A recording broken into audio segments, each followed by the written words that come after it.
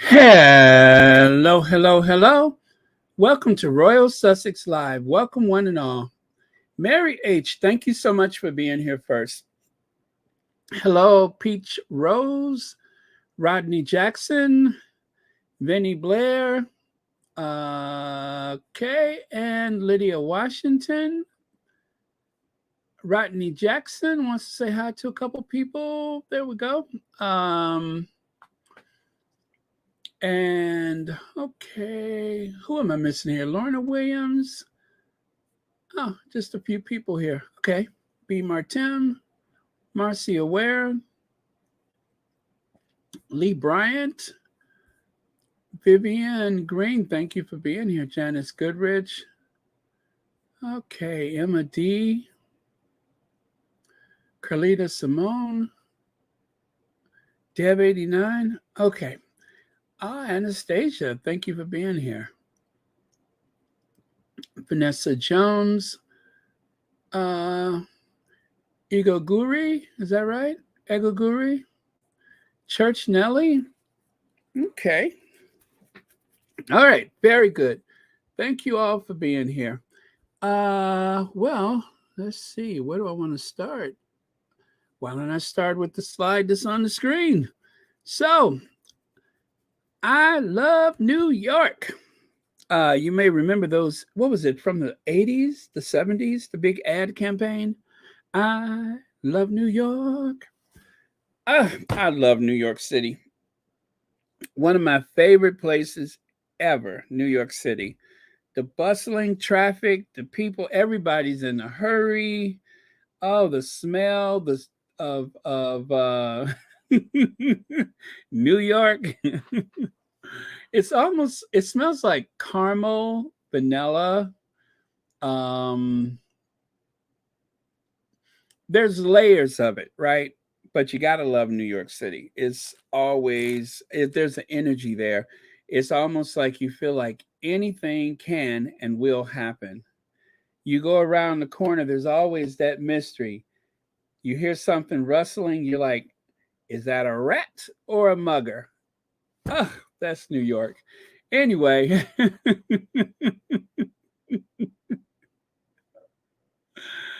yes, New York is a place to be. Farm living is a life for me. Land spreading out so far and wide. Keep Manhattan, just give me that countryside. New York is where I'd rather stay. I get to logic smelling hay. I just adore a penthouse view.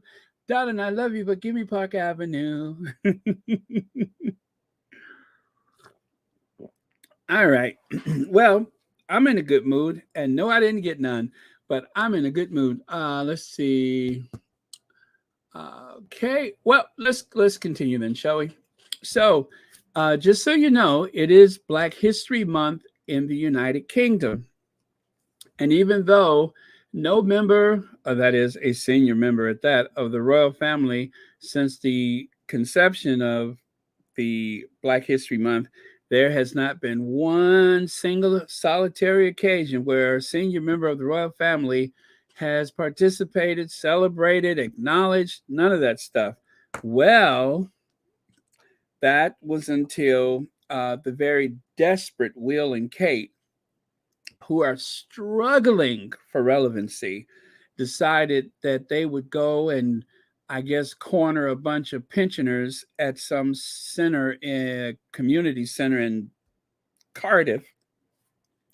That was about the only way that they could actually get people to pay attention to them. Now that I think about it, I don't believe there was a walkabout for that occasion, was it? Yeah, maybe it was. Who cares? They are so old news. They are so irrelevant. The most admired, the most popular royal couple in the world, of course, that's the Duke and Duchess of Sussex. Everybody loves a winner, and they just keep winning. Now, there's one member of the royal family who, in her own covert way, has actually celebrated Black History Month. As a matter of fact, for her, Black History Month is not just for the month of October, it's every month, every day of the year. And we're talking about Afro Annie. Yes, it has been brought to my attention that the somewhat racially ambiguous Afro Annie has celebrated Black History Month quietly and discreetly for years. It's just nobody has ever paid any attention to her.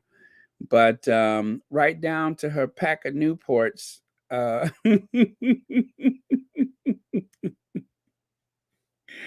uh, right down to her pack of Newports, she has been in the struggle. So we got to give her props. Always give props where when it's due.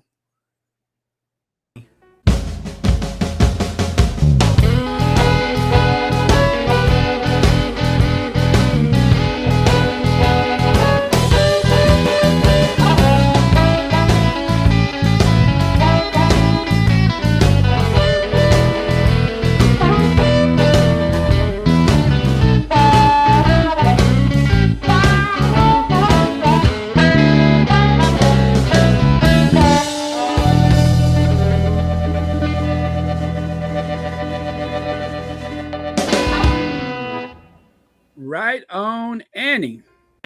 Yes, right on, my sister.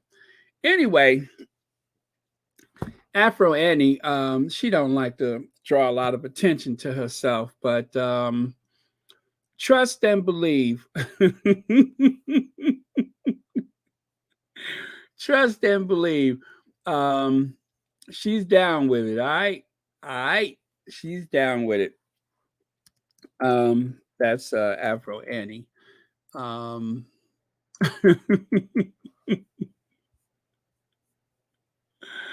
okay. Wait, what is that one? Oh yeah, not well. We can't. I mean, since I've gone through the trouble, we can't miss out on the other one, right? Okay, coming at you, coming at you. Here we go. Uh, this one or nah? There we go. There we go.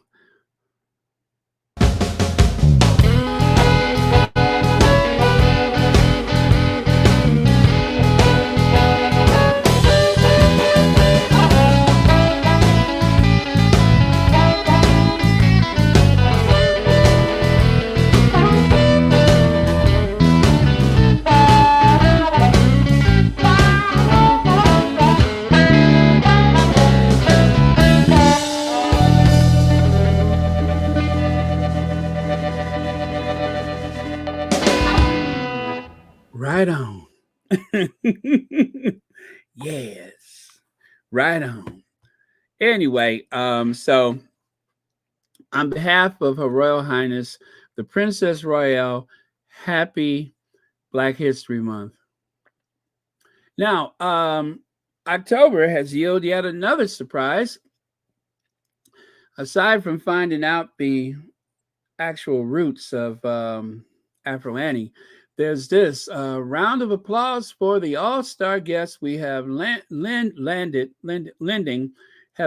their voices, should I say, their stories and their influence to help shatter the stigma of mental health and our second annual, I'm sorry, okay, here we go. At our second annual World Mental Health Day Festival at Hudson Yards, New York City on October 10th. Yeah, so I believe that's Monday.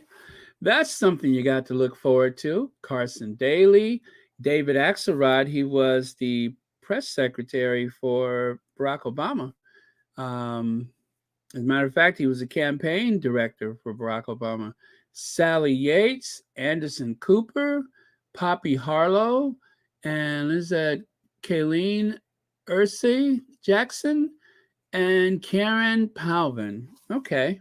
Can't say that I'm familiar with half of them, but pretty exciting. I'm looking forward to it. And then if you take a look here, you can see Carson Daly. he was actually on the Today Show speaking about his struggles with mental health and such.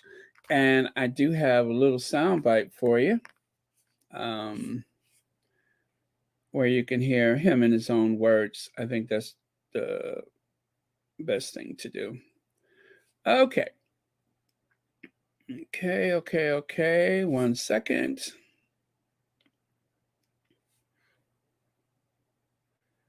Yeah, I'm thinking that Princess Anne, could come to the barbecue. I think we will make room for her at the barbecue. Uh-oh. Let's see. What did I do with Carson? Oh, well, I don't seem to have Carson Daly handy. But yeah, I wanted you to hear him in his own words, but it appears that won't be possible. Let me try one more thing here. I was certain I had that all queued up, but apparently I did not. Okay. Oh. Okay. One momento. Hello, Little Mac, VS Speaks Royally, Mad World, Maria Edwards. Thank you so much for being here. Greatly appreciate it. I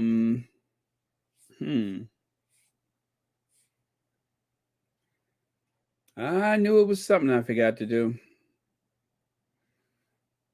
But it is easy to remedy, I could assure you.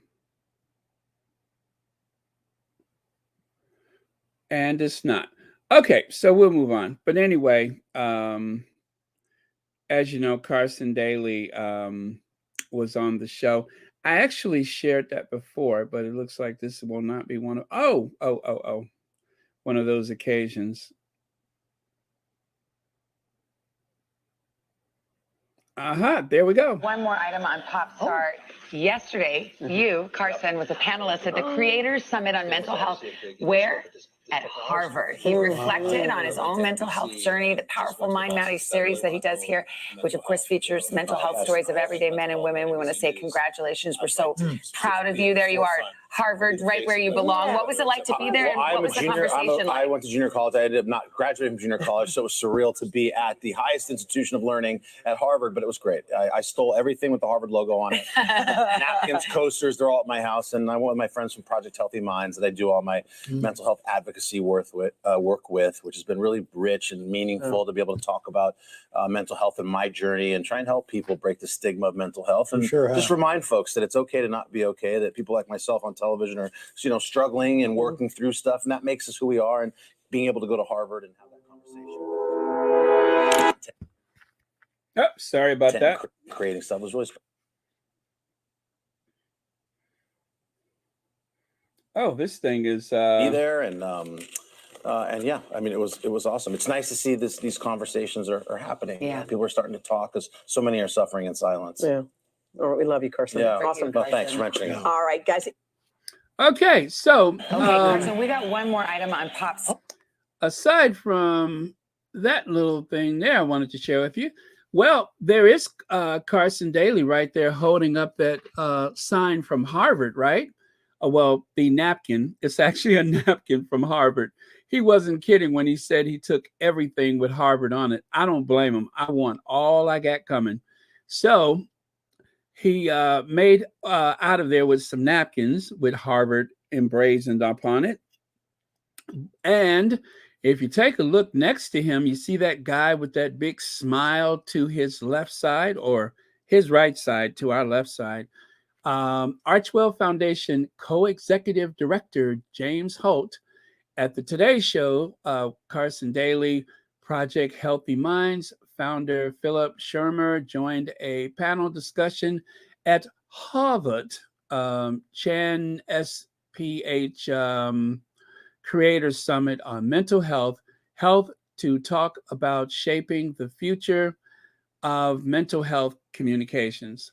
So, yeah, that was, I believe, was that the same occasion? No, actually, that is at Harvard. And when he was on the Today Show, he was mentioning being at Harvard. So these are some of the very cool people that's in the circles that our Sussexes are connected to, which is always a good thing. Okay.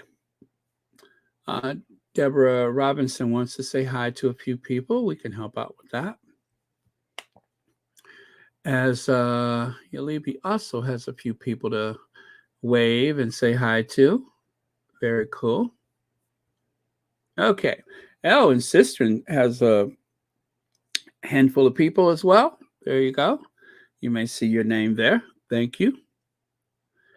And Royal Sussex switch pictures. All right. And oh, wait, and what is that on the right side there? Yeah, that was the only photo of James Holt that I had. So I just threw it up there. What does the caption say? When some people in the institution around the family started to see this new couple could destabilize the power dynamic, whether actively talked about or not, the aim was to put them in a box and make them irrelevant. Oh, he's speaking of the idea that the royal family had that they can dim the lights of the Duke and Duchess of Sussex. They wanted Meghan to be 50%, which is incredible because at the time, Meghan was just about nowhere to be seen, but that did not stop the tabloids from writing about her at that time. And that definitely had an effect on her mental health, Harry's mental health. Thank goodness they're out of that. Carlita Simone, thank you so much for the super sticker. And also, thank you for the very kind Cash App. Let's see. Okay. Someone sent me a Cash App, right? MR, thank you very much for the Cash App. Greatly appreciated. And thank you both for supporting Royal Sussex. Okay. All right, moving on. And also present for this event will be the Surgeon General, Vice Admiral Vivek Murthy. He is 43 years old, I think, and he is the 21st Surgeon General of the United States. Now, that is a position that goes all the way back to 1878. I'm sorry, 1778. He's the 21st Surgeon General of the United States. It's one of those cabinet positions that I think it's not as old as Postmaster General, but it goes back.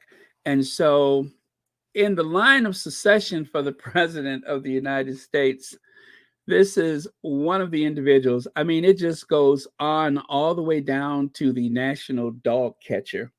And so if anything happens to about, I don't know, 50 other people, he could possibly be the President of the United States. And well, anyway, that's him being sworn in. You can see his family is there. That's his mother in the bright blue, and that's his wife, I believe, behind his mother. But yeah, so that is the Surgeon General. That's like the national doctor. He's the one that's supposed to inform us of things like a potential global pandemic or any other thing that could cause a national health care crisis. But yeah, so he's going to be there because mental health is just as important as anything else. So that's a good idea that he's there. B. Martin says, Baron and Maj, thank you for being you appreciate it. Thank you very much. Thank you so much for being here. And right here. So there you go. Project Healthy Minds, the Archwell Foundation Parent Summit Mental Health in Digital Age sold out. Join NBC's Carson Daly and parents for discussion on building community and creating positive change for a safer online world for young people with special guests Prince Harry and Meghan, the Duke and Duchess of Sussex, and the U.S. Surgeon General, Dr. Vivek Murthy. Well, the tickets are gone. The tickets are gone. The tickets went very fast. They're gone. And over here, Project Healthy Mind inaugural gala at Spring Studio in Tribeca. Now, I believe as of a couple of hours ago, there were some tickets available for the gala, but for the main event with Harry and Meghan, you can forget about that. Hosted by Carson Daly, host and producer of NBC The Voice and co-anchor of the Today Show, famed artist Peter Tooney, co-creator of Miami's Wynwood Walls, is the artistic curator at the gala.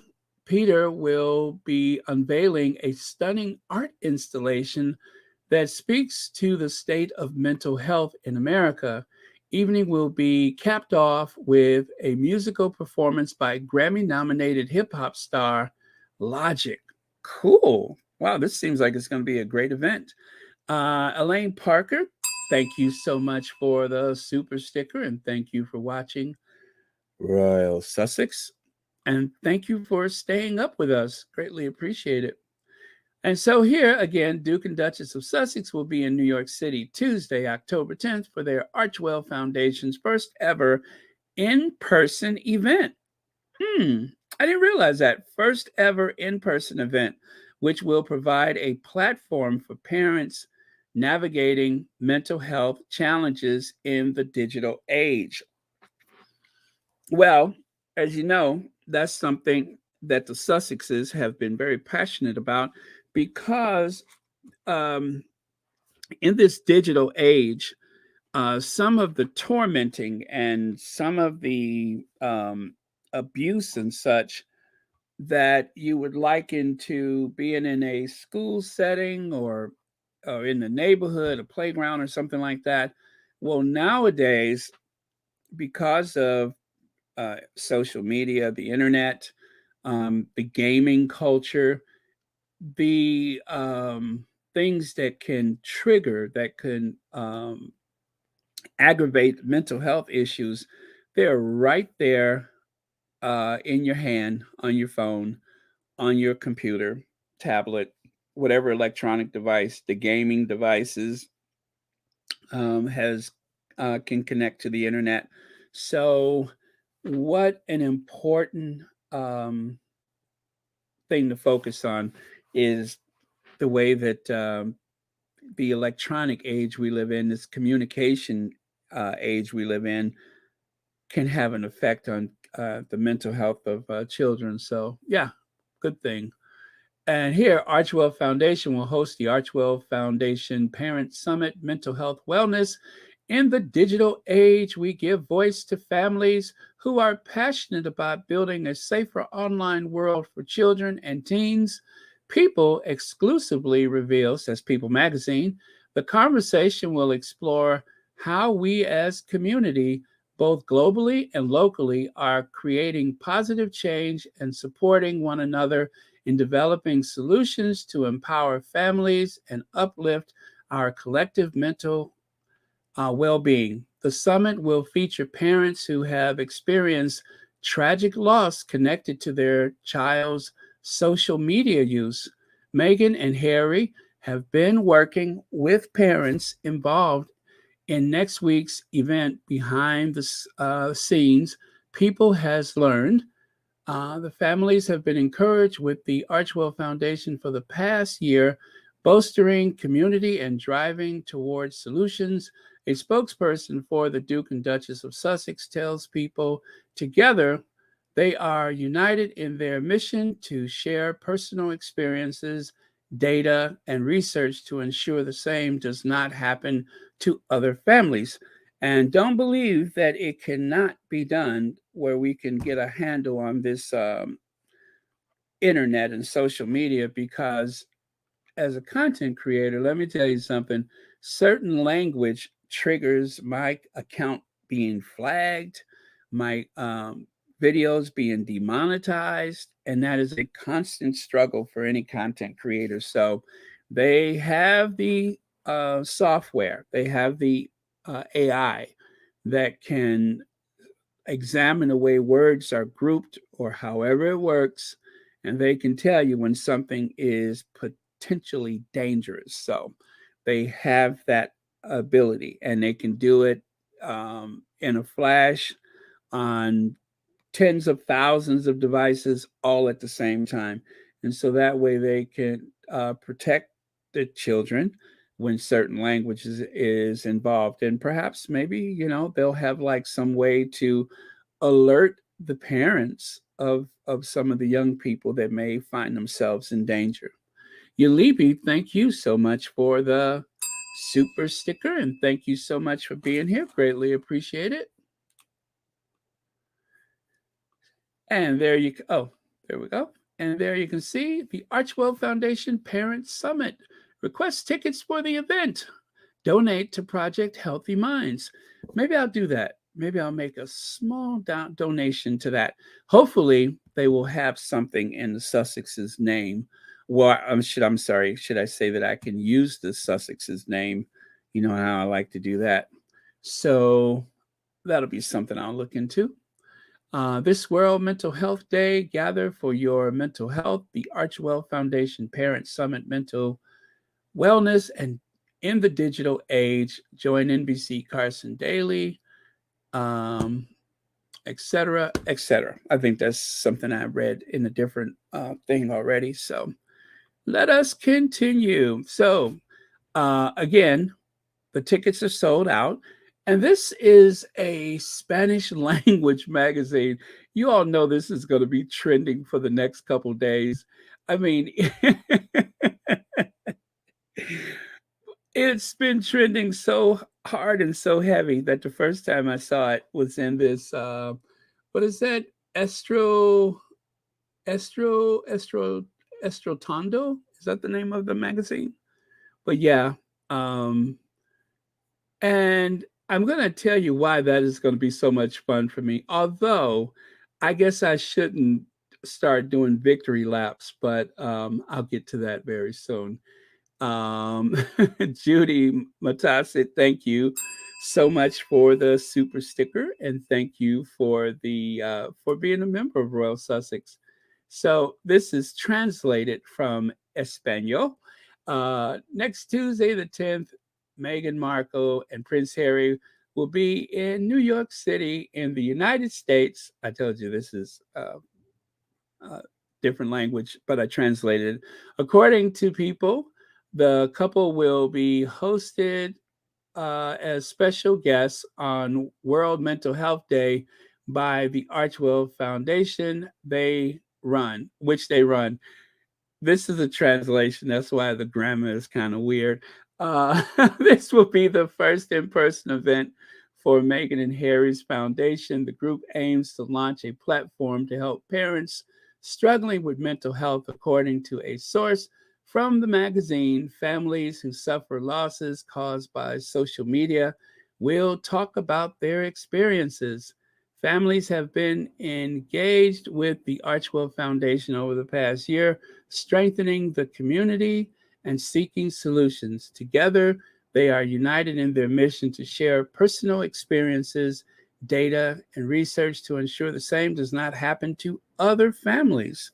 Now, that is very, very nice. Lady T, thank you so much for the super sticker. That is also very, very nice. Greatly appreciate it.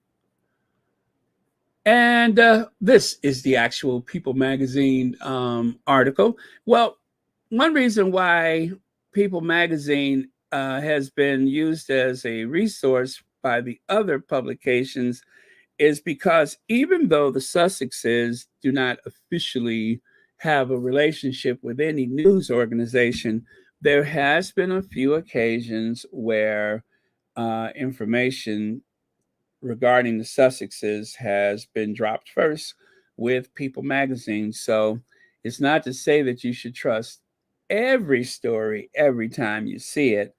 And even though they tend to be actually a lot better than most publications, I would say, especially Newsweek.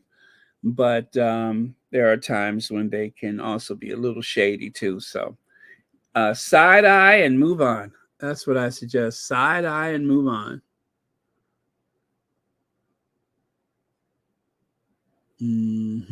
Yes, absolutely. Okay. And then again, that's the notification. Now I went to the Archwell website and I didn't see this. And that is the same like background color that they used, that beige. But curiously enough, I did not see it on the Archwell website itself. So I don't know why, but that's okay. We got the information. Maybe they'll update their website later. But for now, that is that. Oh, you've been missing Afro Annie, right? Yeah, me too. I haven't been doing my little break beats in sometimes. So um okay, so there you go. Harry and Meghan headed to New York City. Harry, of course, looking extremely dapper in that suit that Meghan picked out for him. Oh man, he has really upped his game when it comes to his fashions. Thank you, Duchess of Sussex. Now, there's this great news as well from Nielsen's. Suits makes history. It's the first show to take the #1 spot on our top 10 streaming list for 12 consecutive weeks. It captured an impressive 2.4 billion minutes viewed this interval. So, yeah, as you can see right there at the top, there is Suits. Suits #1, 12 straight weeks. And of course, everybody knows that much of that success, of course, it's a great ensemble. It's a great team that has put that show on the map. But the breakaway character, the one who was supposed to have like a little small role initially, but people were like screaming and writing letters and stuff, more Meghan, more Meghan. So Rachel Zane became one of the key characters in Suits. And yeah, so for a show that ended what, 6-7 years ago, that it is no, it has been that long, 5 years ago, right? It has come roaring back like a lion. Now there are other factors involved, but we don't get into all that who shot John. What's important is they're on top. So there they are. The I love this photo, by the way. I love this photo. I don't know. Yeah, I was thinking about that. Now, one of the reasons why I'm so tickled right now has to do with this. Prince and Princess of Wales will carry out engagements across the country next week to mark World Mental Health Day, which takes place on Tuesday, 10th October. Details to follow in due course. What? Oh my goodness, you my goodness, there's going to be a clash of schedules. That is unfortunate. I hope that nobody is overshadowed, but well, my. There's going to be a bit of a controversy because of the clash of work schedules. But sometimes these things just cannot be helped, right? I mean,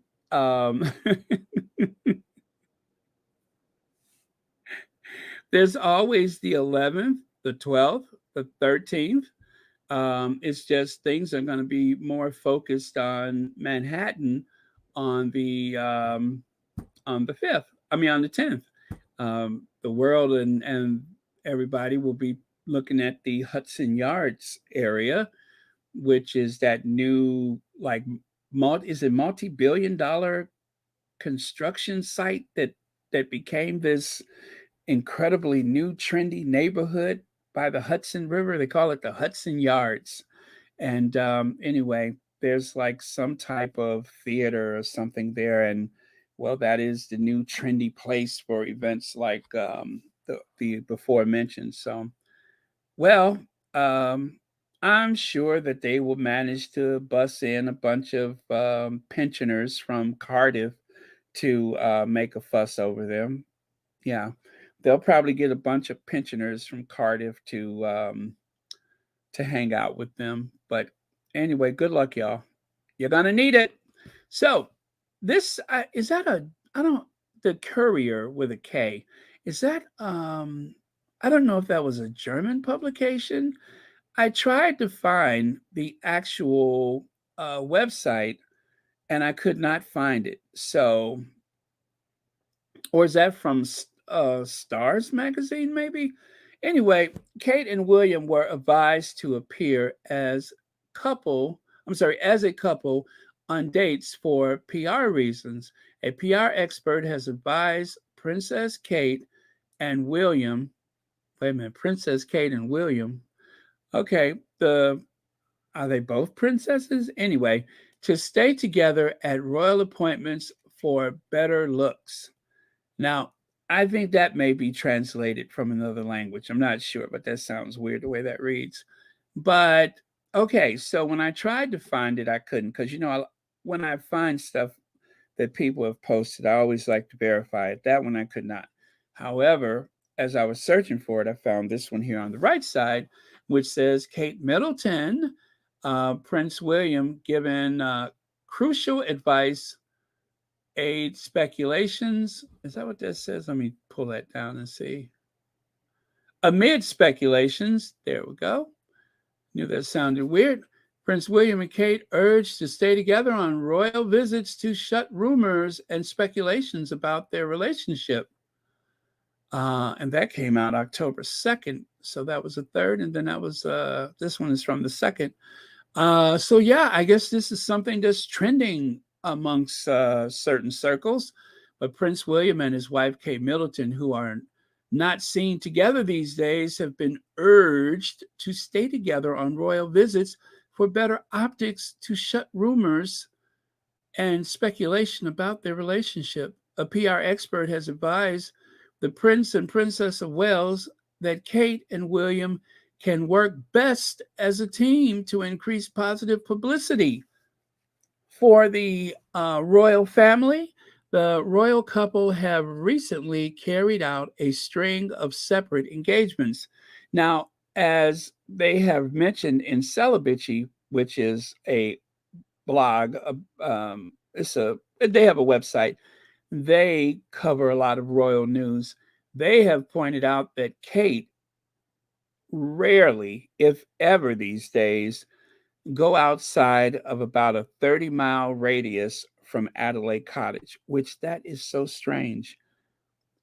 No Scotland.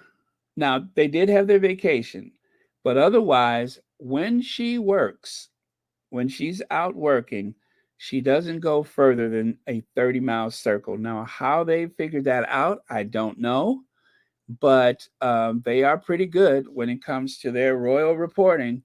And that is very strange. It's almost like Andrew. I guess maybe they have that in common. They don't want to get home and find out their key doesn't work anymore.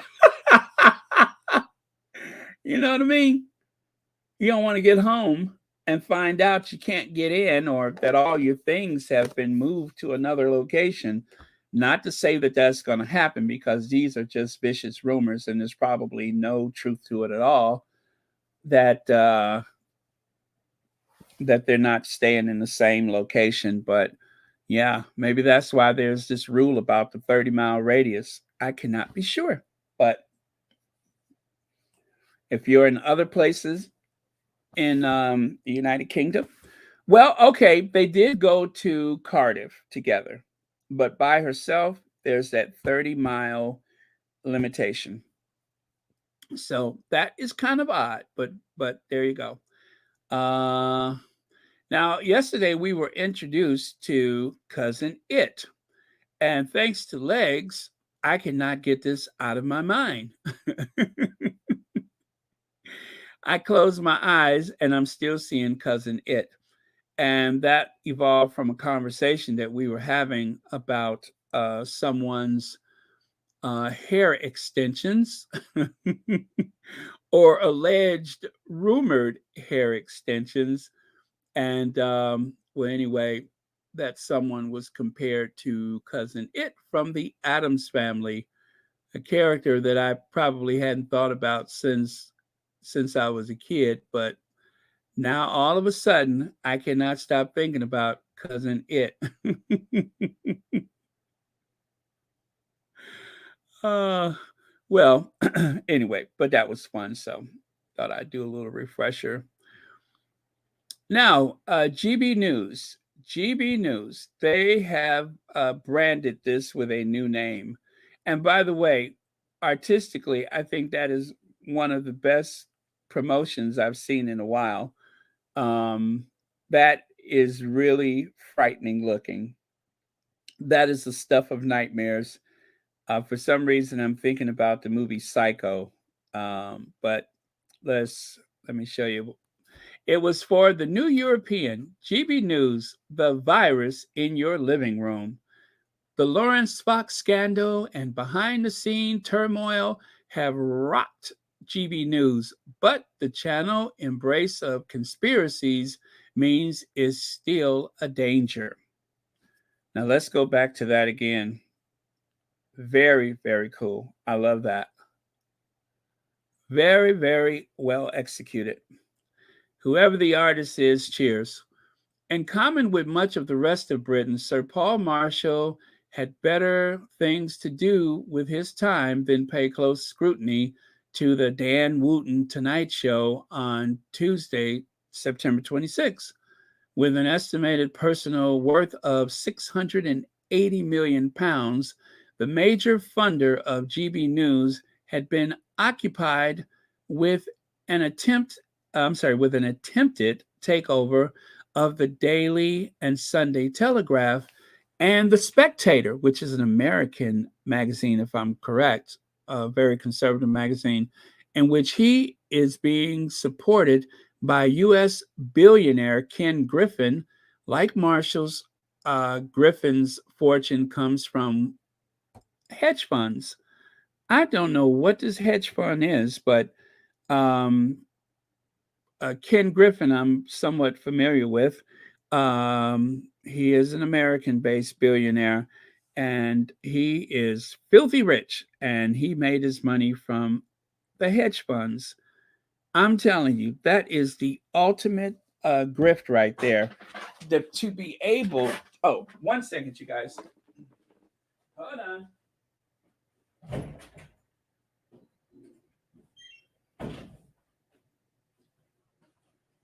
Okay. To be able to make money like that seemingly out of nowhere, it's not so much a talent as it is just having good access, but it's part of the overlords, the oligarchs that are taking over the media all over the Western civilization. And is just another example of Lord Nappyhead and, of course, Rupert Murdoch. These are very conservative white men who seem to own everything. And this is why I said yesterday that I don't hold out a lot of hope for the media here in the United States. One of the reasons why they don't really confront some of the major stories of the day, like, for instance, you would think that it would be a big scandal what has been happening um, in the United States, in the United Kingdom, and so many other places where there is a shortage of available, affordable housing that people can actually afford. It's not even a news story. That is like epic right now, and nobody talks about it.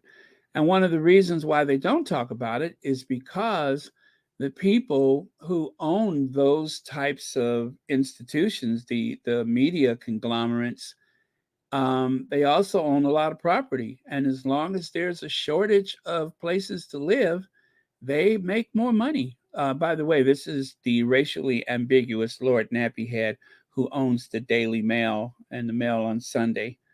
He's also a billionaire. His principal residence is not even in the United Kingdom, but he, he's rich. He's very rich. So yeah, we cannot expect those people to protect us, and that is why all of those magazines and newspapers and television stations.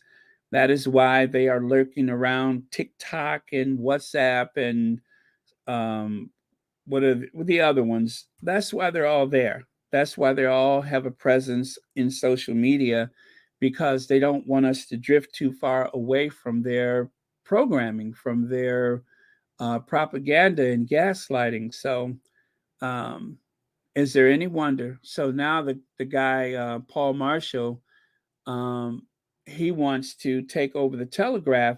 And it's very convenient because these are names, the Telegraph. These are names that people respect. People expect them to be those guardians. Well, not to mention a guardian, but they expect them to be a guardian for our protection as consumers and citizens or subjects or whatever. But they're not. They're in it for themselves. So scary time for us when the media is concerned. TV host Meghan Markle rant slammed by comedy legend.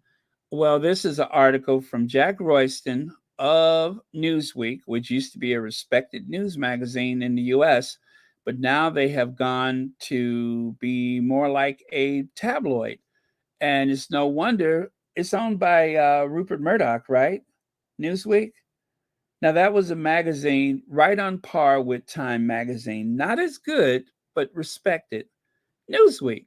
I mean, I remember Newsweek ever since I could remember. And now it is reduced to a bunch of gossip. Marshar says hedge funds, a limited partnership of investors that uses high risk methods such as investing with borrowed money in hopes of realizing large capital gains. Maybe that's why they got those capital gains taxes. But thank you for that, Marshar. I knew it was something fast and furious. I mean, to just come into money that fast, you really got to know what you're doing. But obviously, they could afford the risk. What's his name? George Soros. He bet against the pound sterling years ago, and I think that's where his fortune comes from. So the rich gets richer, and the poor, well, they try to find decent, affordable housing. So John Cleese, well, let me play that soundbite for you because this guy right here is a first class a hole. His name is Mark Dolan, right? Uh, Actually, no, I don't want to play that soundbite because I didn't like it. Well, anyway, he called Meghan Woko Mono. How juvenile is that? Woko Mono, which is the play on Yoko Ono of, John Lennon, Yoko Ono. And you know how they accuse Yoko Ono of breaking up the Beatles? Well, this is his way of reinforcing that negative connotation or negative thought to brainwash, to rinse and repeat over and over again so that people have that negative reaction every time they see Meghan. That's what it is. It's like programming. And so time after time after time, he kept saying Woko Mono, Woko Mono. And John Cleese got wind of it and he's respond to stop funding hate clip, which they have a clip which is from that group called Stop Funding Hate.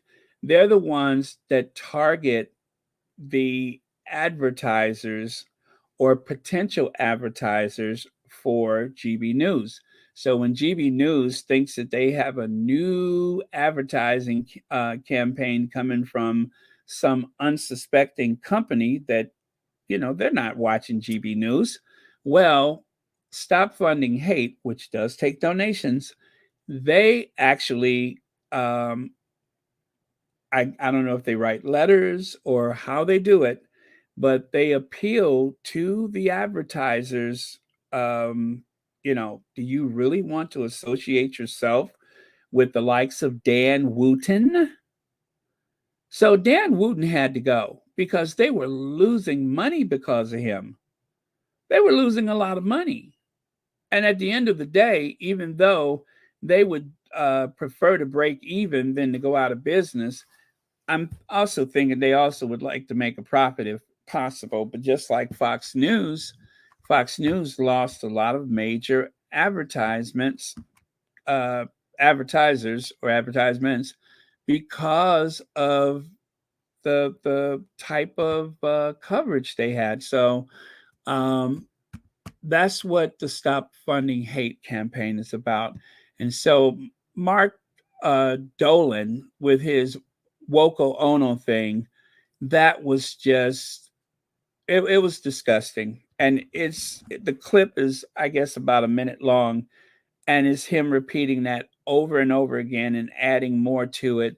So John Cleese responds to Stop Funding Hate clip on X, which of course is now Twitter, formerly, well, Twitter. Mark Dolan is really appalling, isn't he?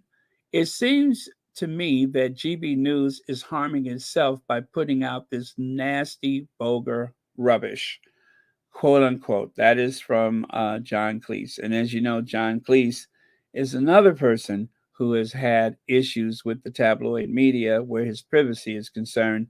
I'm trying to remember if they had actually broken into his house, that they um, managed to like burgle their way into his house so that they can gather reconnaissance information or whatever the deal was. But John Cleese, he actually went to one of the court dates that Harry either missed or one that Harry was involved with. But even though he doesn't have a case right now, he does keep up with the way these newspapers and such, the way they settle these lawsuits. So that is just like um, a little hobby of his, is keeping up with it. Much like Hugh Grant. Hugh Grant settled his case with the tabloids, but still he's been keeping up with it. He's been actively campaigning against the tabloid media. B. Martin says, Baron, what's up with Jack Royston? What's the end game? He's calling out a lot of things. Um, if you mean that sometimes he almost seems like he's a legitimate journalist, or why does he constantly target Meghan?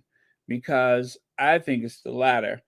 I mean, there are times when one could be fooled into thinking that Jack Royston is a fair and balanced reporter, and then you'll see him on television, like the other day when they had the whole thing about Meghan running for Senate, and he was, oh, she's got her skin is too thin. She could, it was just, it almost seems like he was almost about to burst open because he couldn't get the words out fast enough. He's a horrible, horrible, dreadful, evil, nasty person. So I would never confuse him with being a legitimate reporter. But thank you so much for your super chat. Awful, evil person. Evil, evil. He's almost as sinister as that Lorraine Kelly or what's his name? Russell Myers. Russell, where's my other ear, Myers? Almost as evil as Russell Myers. If probably worse. I would say worse. I would say worse because he does a lot of work. And obviously he's a royalist, but you know, he does a lot of work, and that is considered an American magazine, but yet you have someone like him that is one of their big feature writers. So yeah, exactly. That's what's so sinister about it, is that he flip-flops, and to the untrained ear or the untrained eye, he almost comes across as just someone doing their job. But you also have to remember that the tone of their articles and their interviews, the tone changes depending on what side of the Atlantic they're on. You know, just like uh, Robert Jobson. If he's on American television, then he doesn't sound as catty as he does when he's on British television. They all do that. They all have those voices that they use, one for America and one for the United Kingdom. So the sooner the world is rid of the likes of them, the better off we'll be. Hate for the sake of hate. Okay, thank you very much for your comments. Now, someone said, caption this photo.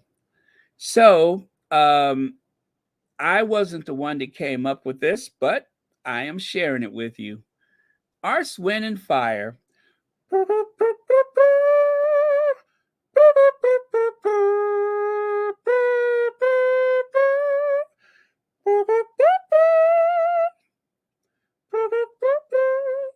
Hearts of fire. Yes, if you remember Earth, Wind, and Fire, well, here you have the Arse, Wind, and Fire.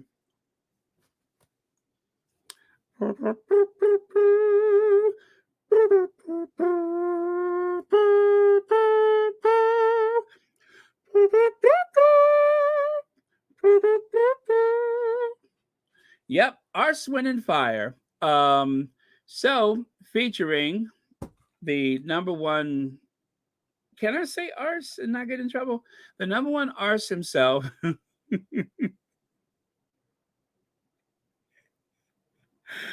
Dan Wooten. And of course, he who blows out a lot of hot air constantly. Well, that's all of their cases, aren't it? And then, of course, fired. Arse, Wind, and Fired. They all are fired. They all are a bunch of arses, and they all put out a lot of hot air. So that was very clever. So cheers to the person who came up with that one.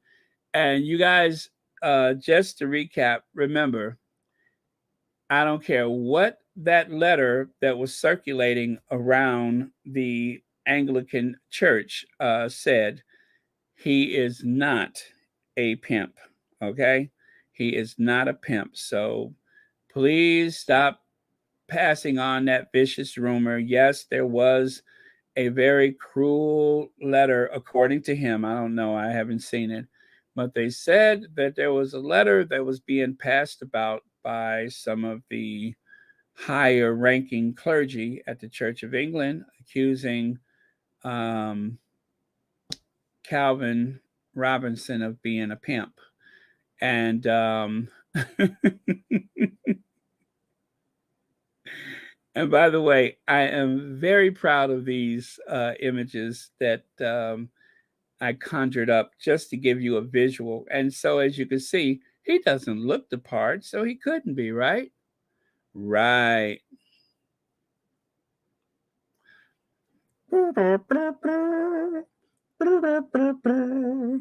Okay.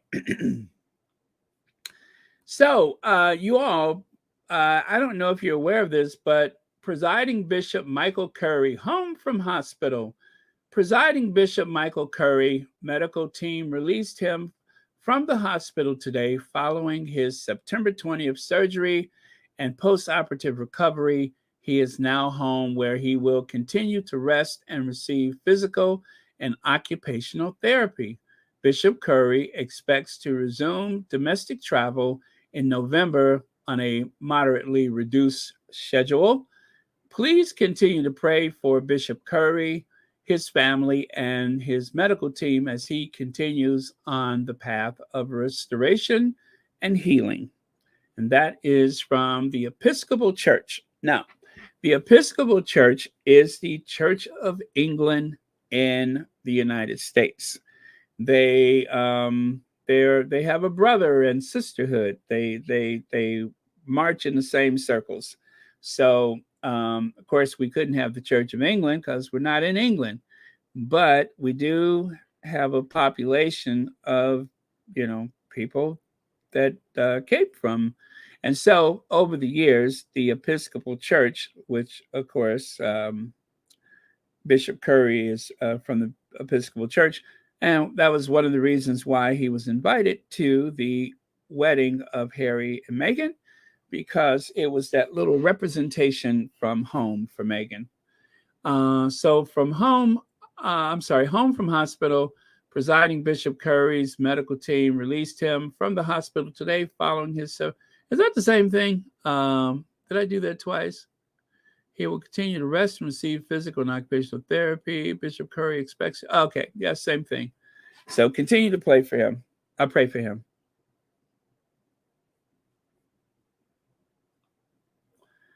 Now, I'm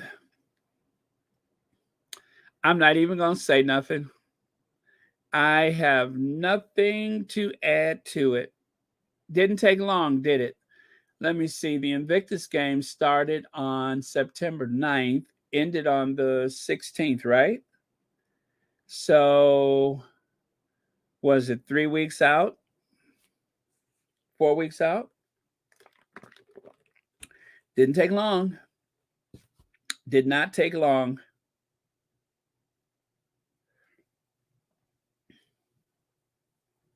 Okay, I'm done. No, that's it. I'm done. I have nothing to add to it. All I have to say is it didn't take long. It's like Shameless, isn't it? I'm pretty sure that they're going to work their way up to something that, as a matter of fact, be prepared to see the gold and black colors that will probably figure into it. Yeah, that will figure into it. And then they'll try to gaslight everyone into believing that they were the ones who came up with the idea. And I'm so glad Harry put it in his book, because Harry's book, Spare, he lets you know exactly what their goal is, and that is to try to take away the Invictus games, or at the very least try to create some type of doubt about him being the founder of the Invictus. Yeah, they want to try to make it seem like it was a group effort, like they sat around, the three of them, and came up with this idea for it, which of course we know is not true, because when it comes to things, like thinking and imagination and creativity, that's something that is the domain of one of the three of them, meaning, of course, Harry, his brother, and his sister-in-law. So, yep. But that never stopped them from trying.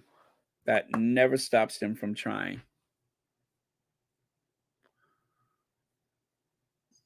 Yeah, it's shocking. It is shocking that the pettiness of it.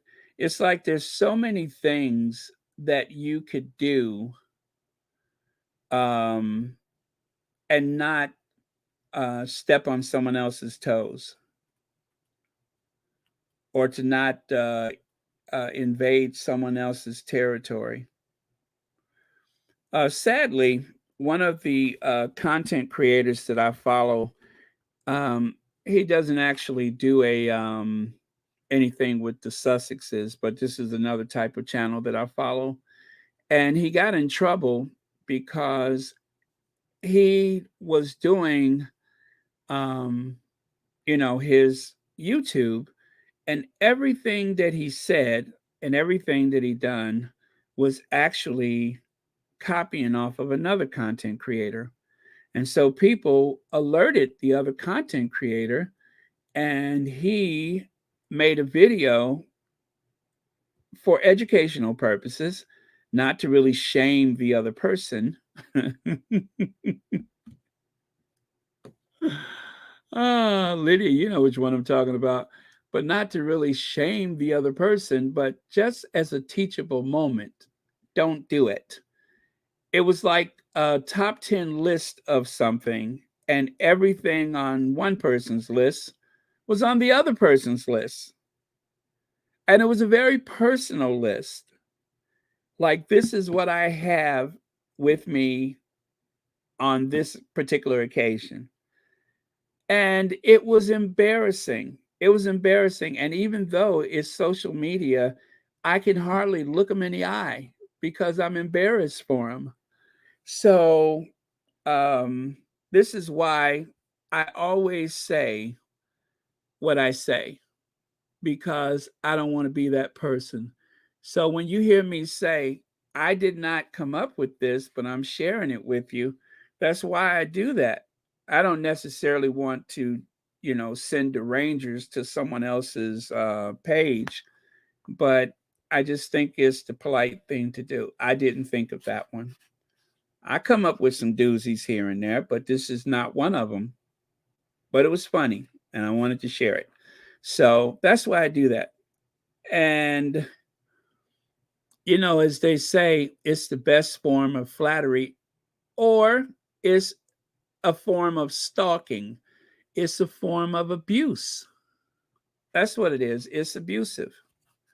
It's a way of sending a message, not all the time. Sometimes it is just someone trying to, um, you know,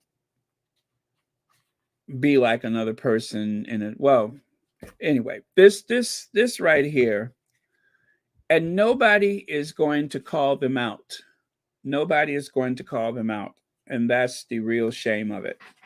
But this is abusive. This is just like rolling Thomas Markle out.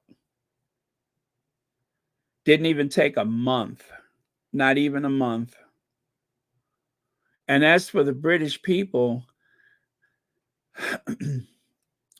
at especially a time of austerity that we live in, that this is tolerated, where you have two professional action figures that go about the countryside playing table tennis or wheelchair rugby, and what else? Scuba diving, mountain climbing, bike riding.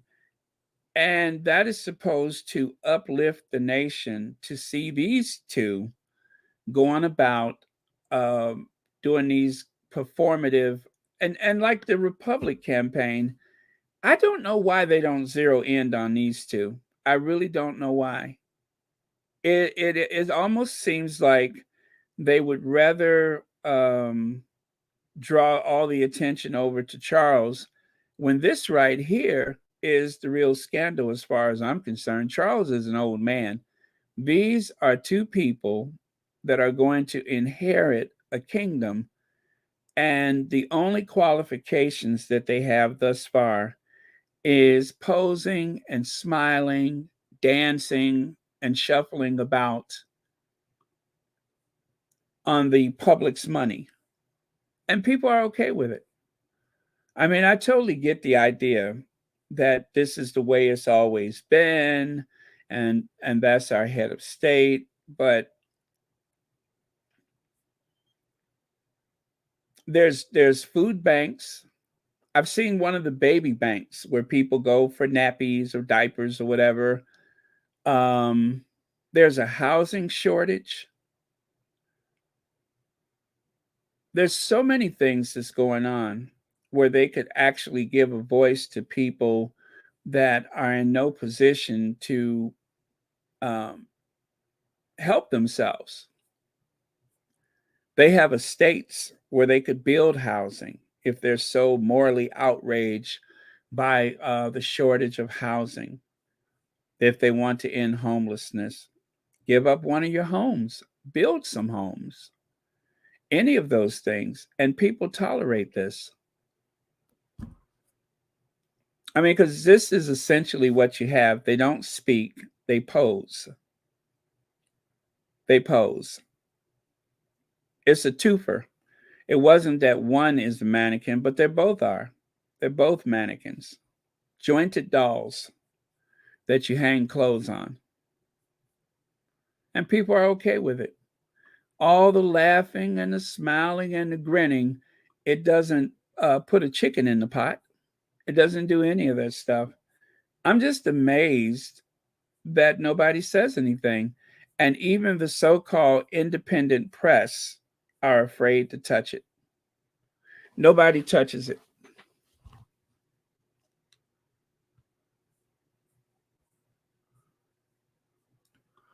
Diane Hawkins says, I hope Karen's congratulated Invictus veterans if they were part of the wheelchair rugby team. She was pretending to play with cross eyes. We never heard of this acknowledged by any of them, right? I don't think that those are the team members.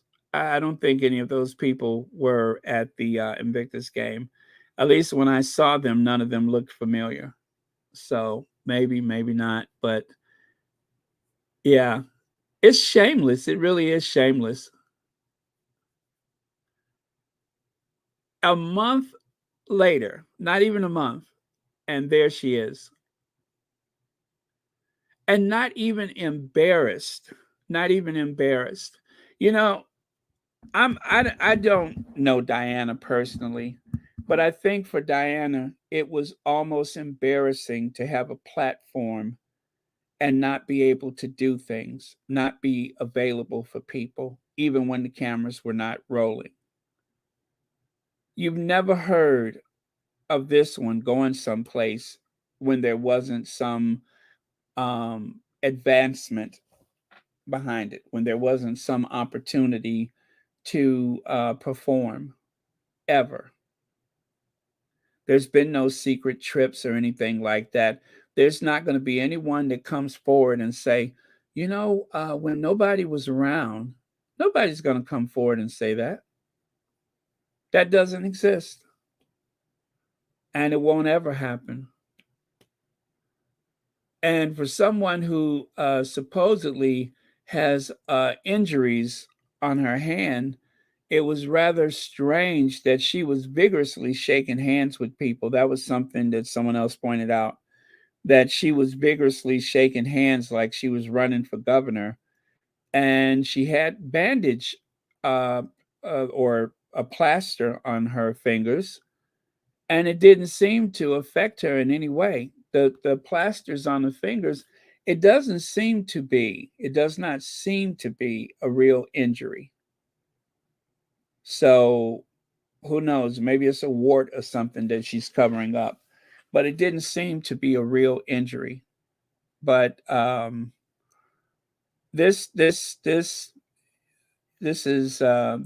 makes me kind of angry. It really does. Not even a month. And it's like systematically they go down the list. Copy this, copy that. Copy this, copy that. And it's a big joke. It's a big joke. This is a game for them. And it makes a mockery of the great work that the Sussexes are doing. That's what it does. It makes a mockery of it. So anytime I get that urge to say, I kind of feel sorry for, I don't. I really don't. The Scorpio in me does not allow it. The Scorpio in me just says, just wait and see. That, I can't help it. That Scorpio in me just does not allow for it. Yeah. So the Scorpio in me is calling the ancestors right now. That's what's happening.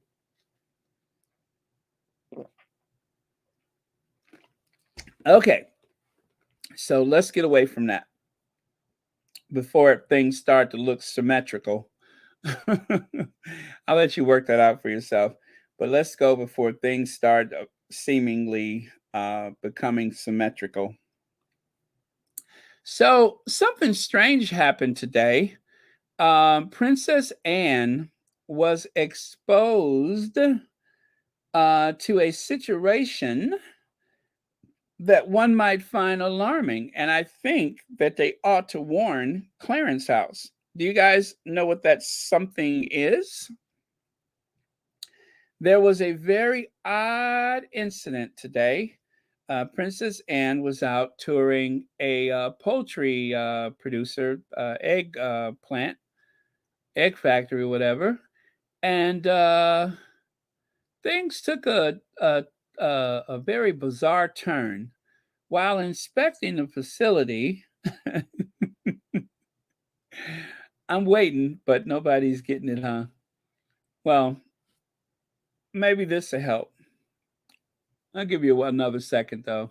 But while she was there, I was just a little surprised myself, and I'm wondering when she's going to realize exactly the level of I'm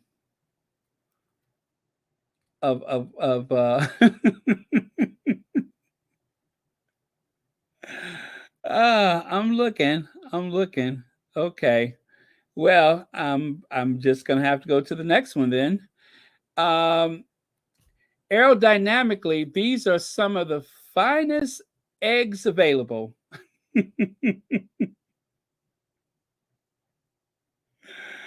Huh? Aerodynamically, these are some of the finest eggs available. Huh?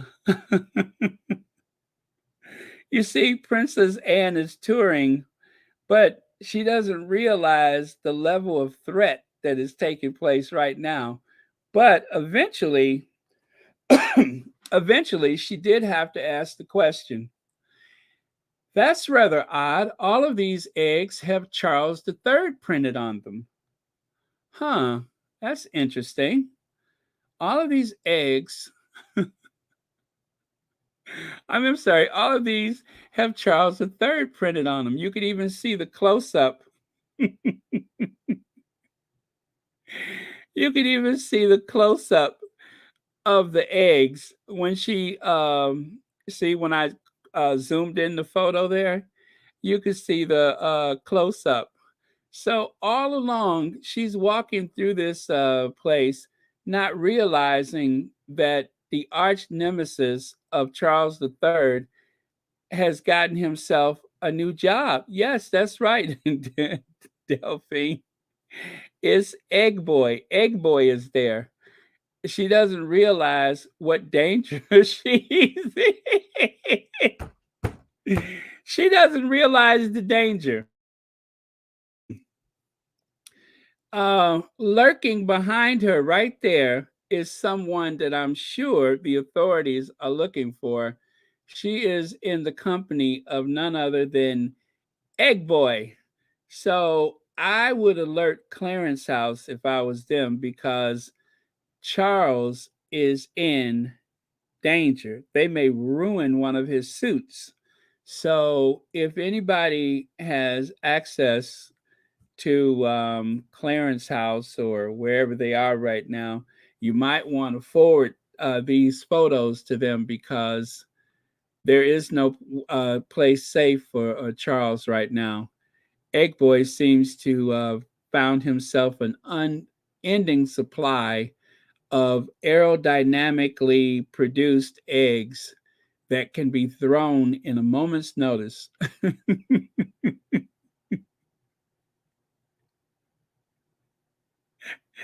I could just imagine Afro Annie. That's rather odd.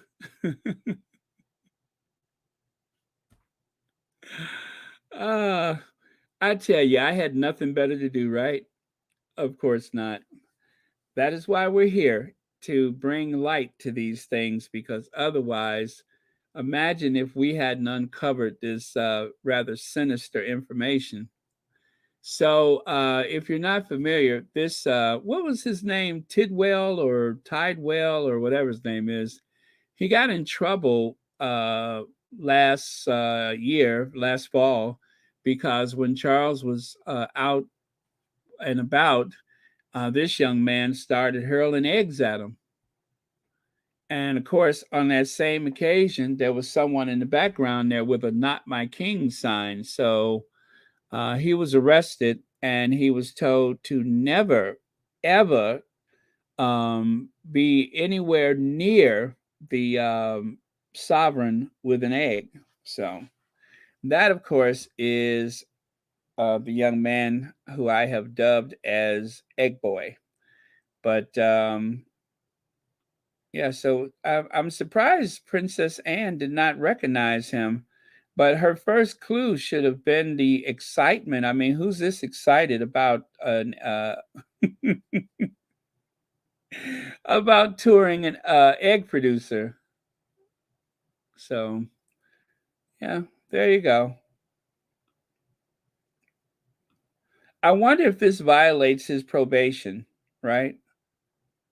Is he supposed to be around eggs right now? Is that kosher? Well, Zara Tindall rocks casual chic as she poses in a quilted Windsor wine colored jacket in new modeling campaign for Musto. Yeah, Zara the tongue ring Tindall, Queen Elizabeth II's granddaughter, Charles III's niece, is a model for an apparel company. Zara Tindall looks incredible as she poses in unseen modeling snaps. Zara Tindall proves she can multitask as she texts at the whatever. But yeah, so that's interesting, isn't it? And if you take a look here, you can see, just like the tabloids, I like to bring up everything from the past. There is Zara smiling, and for the first time, we found out that a member of the royal family has a tongue ring, which I think is kind of racy. Zara Tindall banned from driving after speeding 91 miles an hour. She has been banned from driving for 6 months. The Queen's granddaughter, Zara Tindall, has been banned from driving for 6 months after she was caught speeding at 91 miles an hour in her Land Rover.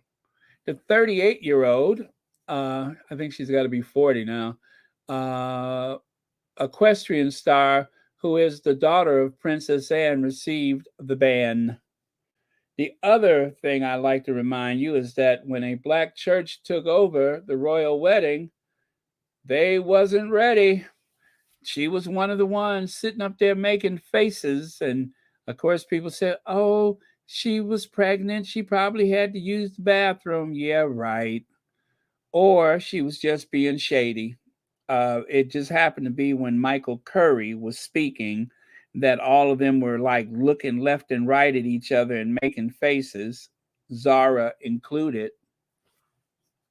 Yeah, Zara included.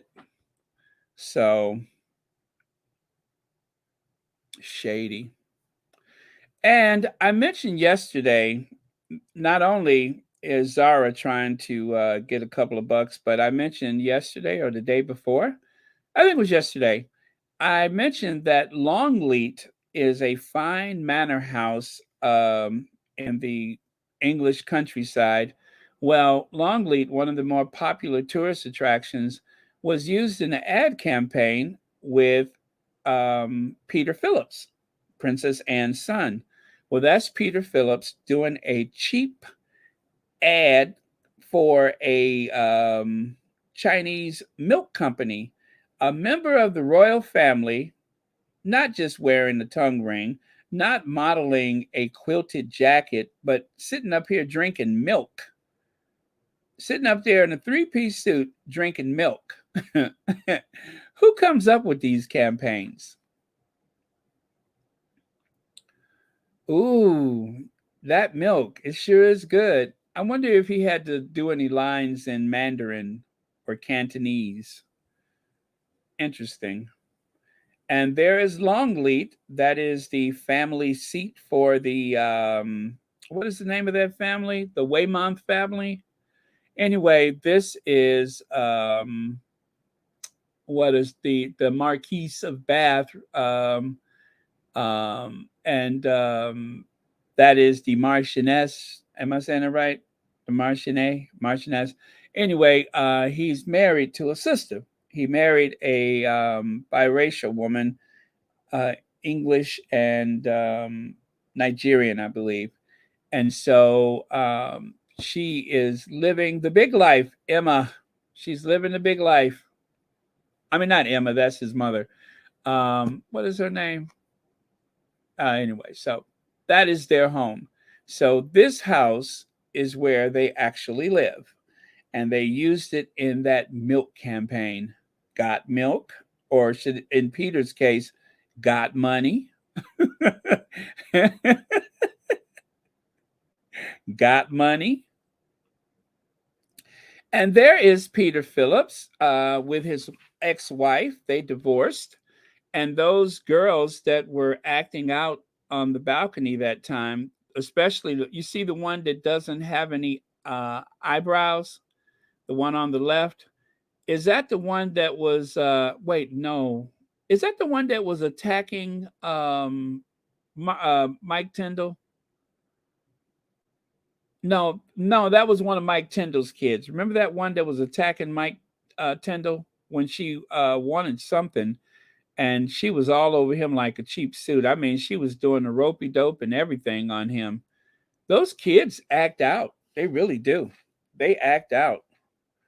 There's a lack of supervision, I think, but they really do act out. I wouldn't be having it. And you can see Peter Phillips there on the right side. He was trying to calm his mother because she was marching into the court. That was when her dog had bit someone. And so, for moral support, not only did Zara show up, but her husband, Timothy Lawrence, is there. And there is Peter Phillips. All of them were there because, Anne is kind of known to be a bit of a hothead. And you can see how she's stumping out of that car in them black boots like some type of SS officer.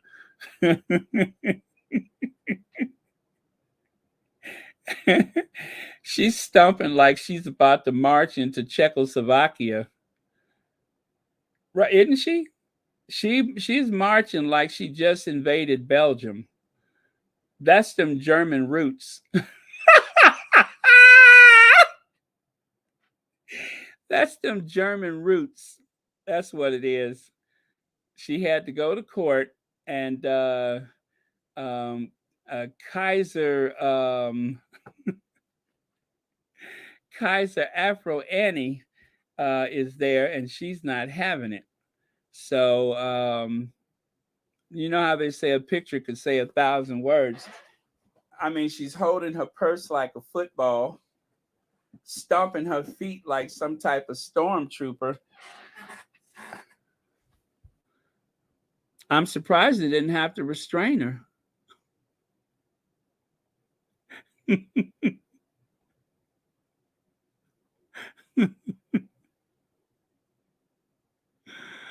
Oh, let's see. Levy says Will should do a salty cracker commercial. Yeah, because he is a bit salty, isn't he?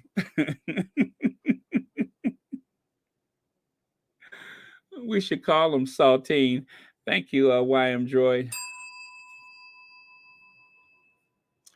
So the whole family is selling things.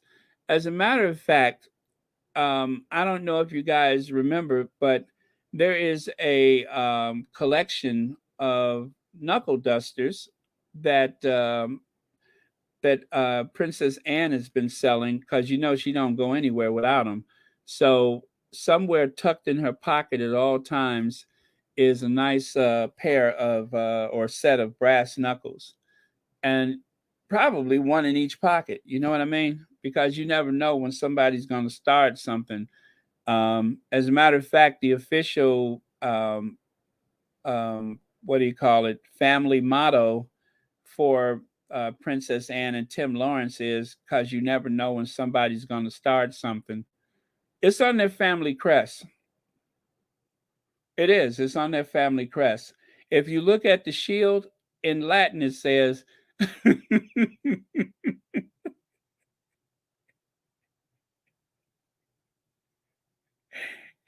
in Latin, it says, because you never know when somebody's going to start something. And so that's also the way that they merchandise those knuckle dusters, is because you never know when somebody's going to start something. So everybody in the family got something to sell. And then, of course, when she was experimenting with the design of those knuckle dusters, of course, she needed someone rugged, someone who could take a punch, someone who could fall down and bounce right back up. And then, of course, she couldn't, punch herself. So she turned to her rugby star son-in-law, Mike Tyndall. And as you can see, that's the results of her design process for the knuckle dusters. So at least they keep it in the family. That's a good thing. But yeah, there you go. Wonder if he uses a CPAP.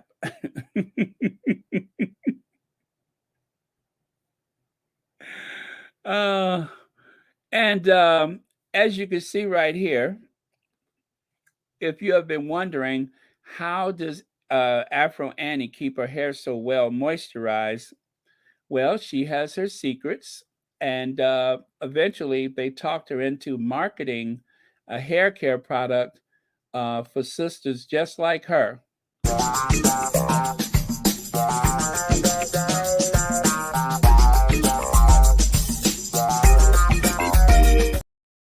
So there's that hair care product that was developed by Afro Annie, and it's called Royal Fro, the comb out style and setting spray. And I didn't even know about it, but it was, if you guys remember Stephen Black, he's the one who brought this to my attention. When your fro deserves the royal treatment, you want to go with the Royal Fro.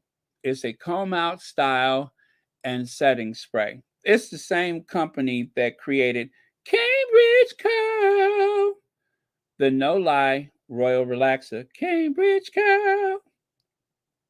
Give your hair the whirl. Cambridge Curl. Remember that commercial? Yeah, it's the same company that came up with Cambridge Curl. They also created the Royal Fro, developed with Afro Annie. So, and then of course, not to be left out of things, Tim Lawrence, Sir Tim Lawrence, Afro Annie's husband, her second husband, I believe, he was also fascinated by the family's ability to make money seemingly out of nowhere. And so, whilst traveling for the Jubilee, just by accident, he came up with a design for a hat. And the hat company is called Smushed, because somehow, inadvertently, while traveling, his hat got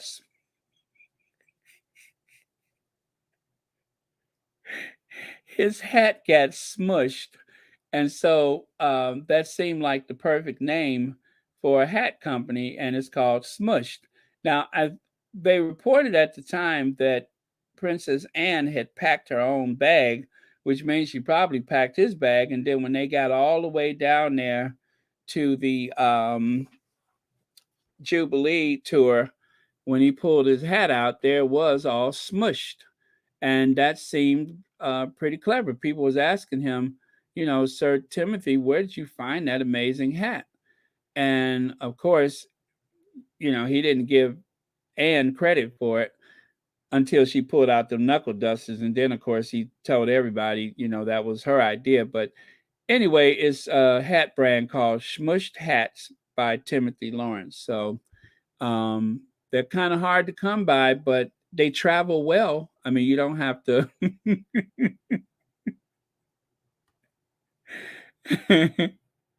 Yeah, so that's the hat. It's called Smushed.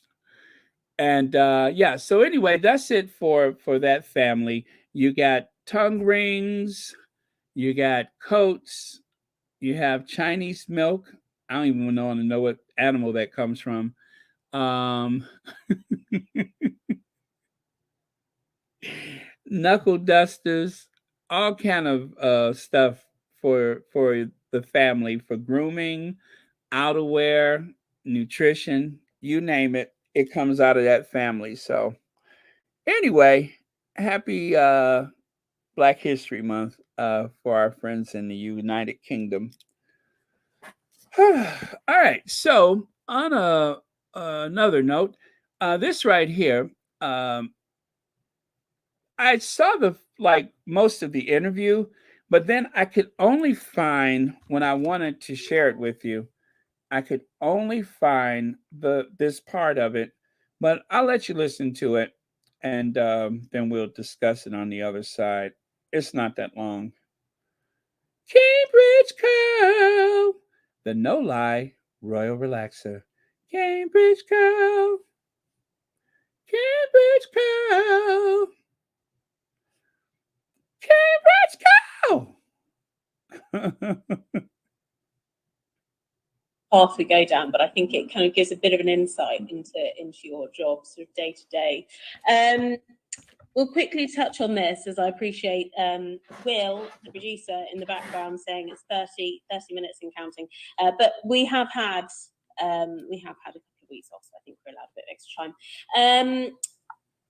The story that keeps on going, rumours of a healing in the family. Any truth to it? Are we going to see a big reunion for Christmas? Not that I'm aware of at the moment. I don't know where that came from. It is interesting to me that there's sort of an alternative news agenda that appears on websites that these stories don't appear in print by and large. So for example, when I was I was actually at a family funeral, and my mum said to me, "Oh, breaking news! Harry's going to meet his father when he comes back to the UK before he goes to the Invictus Games." And yeah, there was a whole flurry of stories on various websites saying this was going to happen. And some slightly more speculative saying it could happen. But none of that appeared in print. I mean, because there wasn't much sign of it being true. Do you think these stories sometimes, obviously, royal commentators have opinion, and very much it's could and speculative, and it's very much of their own, looking into the royal family with the knowledge that they may know. But is any of these stories which are regarding the US side, do you think any of that comes from US PR firms, etc.? Because they work very differently to what the UK PR and press teams work like. It's a whole different strategy over there, that Richard. It's not usually a path we go down, but I think it kind of gives a bit of an insight into your job sort of day to day.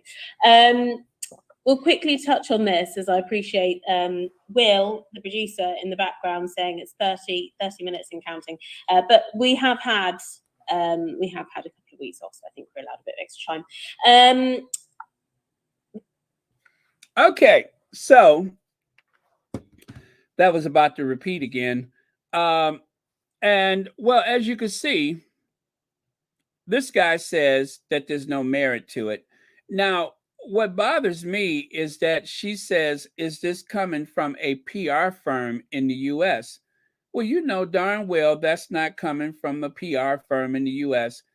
as I'm going to say, as if to imply that Harry and Meghan are somehow responsible for leaking something like that. Um, Harry doesn't play those games. Harry is very deliberate in what he does. He doesn't play that game. That's the stuff that they try to accuse Princess Diana of, since she's not here to defend herself. They love to say, "Oh, but she used the press." Um, she, of course, was being stalked and hunted by the press, but as for using the press, I don't see how that makes any sense. And then, of course, the portion that I really wanted to share with you, and I could not find it, was they started speculating about what the next big event for the family is going to be. And of course, as I've been saying, as other squatties have been saying, it may be another up to 20 years before there's a royal wedding. It is going to be a long time before there's a royal wedding. The only other big event that you could, look forward to is perhaps one of, the king or the queen consort dying. To put it as morbidly as I can. That's it. They have nothing on the radar. So this speculation, this is the tabloids hoping and praying, trying to send a signal to Charles that it's time to make that apology, because we need something. We need to have them over here, because Tweedledee and Tweedledum ain't cutting it. They need the material. And I would say, in the wake of Sussex September, right? And looks like that's rolling into October in some kind of way. They don't have anything. They don't have a relationship with the Sussexes, so they get no news from Harry and Meghan. And so I guess the next best thing is to say, "Oh, do you think that comes from an American PR firm?" I mean, it's something as unimaginative as that, something as sophomoric as that. You don't need a PR firm to start leaking information about a possible Christmas in Sandringham. I couldn't see it. I couldn't see it. I don't. I don't see it. Even if there was a conversation, I don't see them doing that Sandringham walk to the church. I just don't see it. That is Montecito, California, where Harry and Meghan live. There are no leaks in Montecito. We have seen time and time again that Harry and Meghan have pulled some pretty creative ninja moves without the tabloid media having the least bit of knowledge about it, because there are no leaks in Montecito. All the leaks, all the briefs are coming from the other side of the ocean, not from Montecito. Amy Girl, thank you so much for the super chat. You should do a commercial rollout royal style. Cambridge Call. Thank you so much for the super chat. I will take that under advisement. Thank you very much. But yeah, so this is much to do about nothing. Let's see. Church Nelly continues with, why would Harry and Meghan want to have Christmas with their abusers? Exactly. They have family out there in California. They don't just have to be in people believe that the only type of family that makes sense is the royal family. I don't know how that works out, considering that that's an institution that thrives on abuse, right? It thrives on abuse. That's not like a real family. That's the firm. Isn't that what George V said? We're not a family, we're a firm. Who wants to go to a firm for Christmas? So forget about that. But yeah, this is like the first time I've ever heard someone say that, do you think an American PR firm, for what? if there is going to be any kind of reconciliation, it will be initiated on the other side of the pond, not over here. Harry made clear what the terms are, and they either are going to accept it or reject it. But there's no middle ground with that. You insulted his wife. You sat passively around and watched people insult his children. There's not going to be any reconciliation initiated by Harry and Meghan. That's just not going to happen. They were the ones that people were plotting against. Jacqueline Wiseman says, why in the world would you want to ruin your Christmas hanging out with Tweedledee and Tweedledum, Cal Miller and Chucky? Exactly. That would ruin Christmas. And also, Sandringham is a big house, but for all of them to be there at one time, that would be impossible, because from what I've always heard is that the family and the staff barely fit in Sandringham. It is not a very large house, not really suitable for being with people that you don't trust. You can't really retreat anywhere. So no, no, no, no. It's almost hard to believe how provincial some of those places are, but how many times have we seen those photos of the Queen with her space heater? The Queen, one of the richest women in the world, sitting up there with a space heater. Yeah. So forget about that. And what is this? It's only October. Are we going to go through another 3 or 4 months of what? Well, how many? 3 months of this? 3 months of will they or won't they? I mean, I know they do it, but I'm just hoping that they don't. SK, thank you so much for the PayPal. And thank you for watching Royal Sussex. Happy Thursday to you. All right, so Werner Tiny Mammon, Gunner Mate, Senior Chief Veteran, U.S. Special Operations Command. This guy is a tank. He is an absolute tank. I mean, to tell you, if every cop looked like him, there would be no crime. Anyway, he was delighted because, as you know, he's from the U.S. and he competed in the Warrior Games, and also I believe he competed in the Invictus Games. I mean, he was there. But there you can see the badges that they're wearing. It says Warrior Games.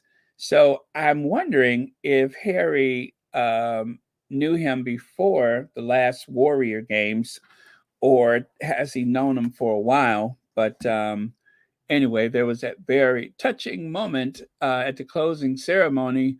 It says the closing ceremony came to an amazing end. Prince Harry, who I met in June, okay, that was the last games for the Warrior Games, remembered me and found his way in the crowd to say goodbye to me. Then he introduced me to his amazing wife. A great end to an amazing event. Thank you so much, Werner Tiny Mammon. So he seems like a gentle giant. He seems like an absolute gentle giant. But that was the guy that picked Harry up, right? The one that picked him up like he was a little rag doll or something. Anyway, he's a bit of a giant. I'm telling you, they should clone him and make every cop him. He wouldn't even there wouldn't even be any crime. People would be like, yeah, please don't call Tiny on me. Yeah, whatever happens, just do not call Tiny. But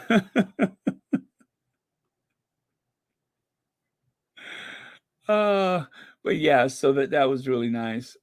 As a matter of fact, do I have, let me see here. Uh-oh, here I go looking for a video.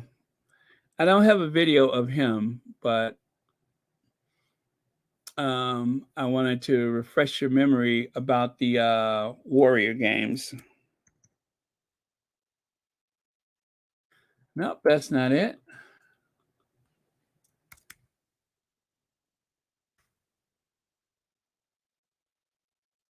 Oh, and that's not it. Oh, okay. Try this.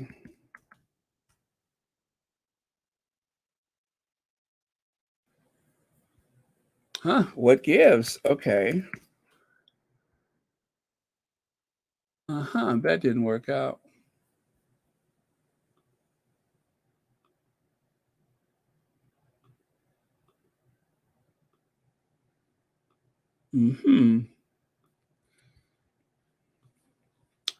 Okay, try one more time. If not, we will move on.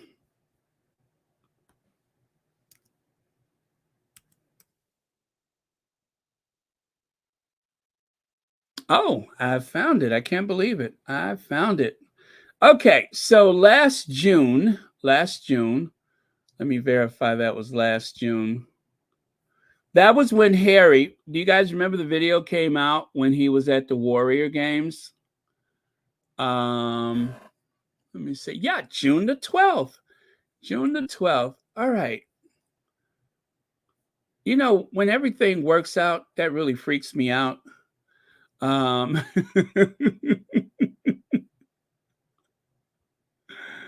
almost freaks me out. I'm just like, that's weird. I got that right. Okay. Okay, here goes. Here goes.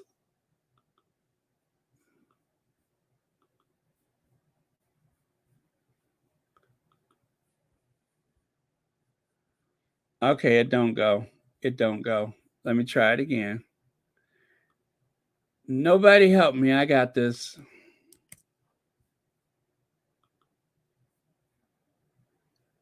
So, no, they're not going to roll over for SOCOM. They're going to fight all the way through. And, you know, sometimes it takes a little bit of time for the teams to click.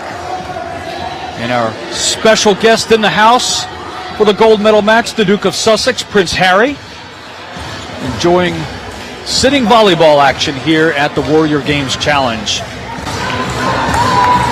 Good to see him here.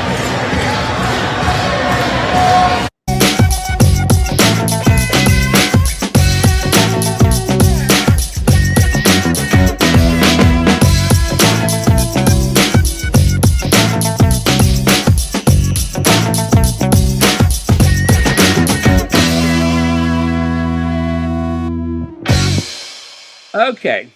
Yeah, sorry for the small screen, but that was actually one that I used for a short. So there was that. And in case you didn't notice, he was sitting next to the guy who eventually was confirmed and sworn in as the Joint Chief of Staff for the United States Air Force. General Charles Brown. Okay. And then there's the standing ovation that Harry received. This was last June. This Games Foundation. Please welcome Prince Harry, the Duke of Sussex. Woo!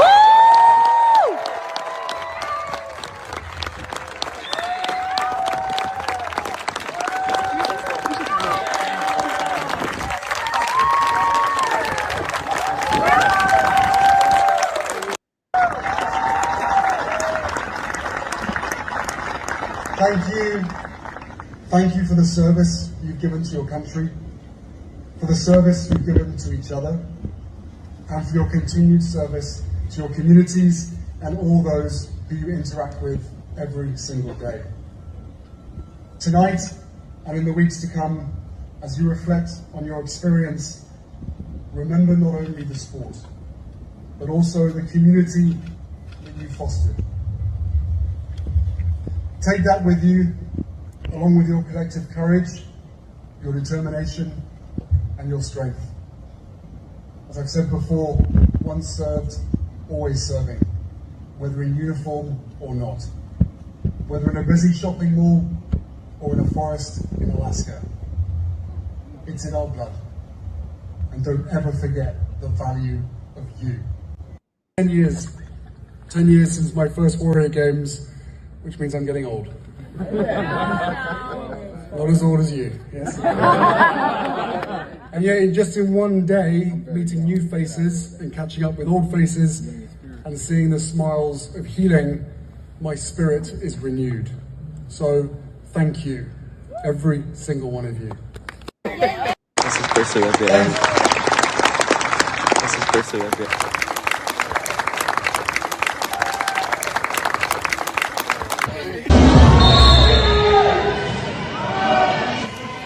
He waved at me. That was the wave for me. Oh my God.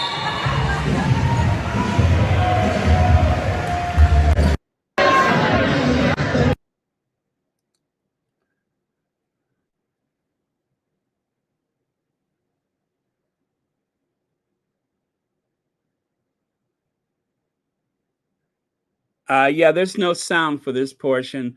But did you hear the girl say, he waved at me? He waved at me. Oh my God, he waved at me.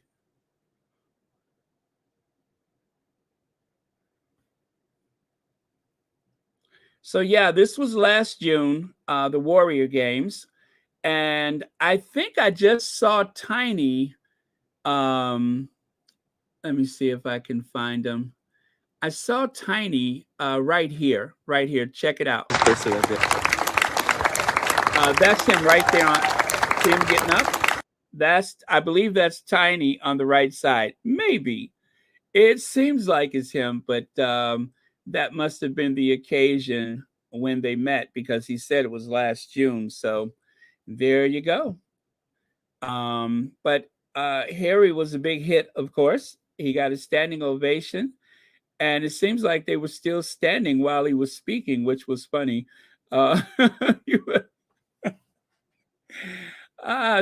this is what I was saying yesterday.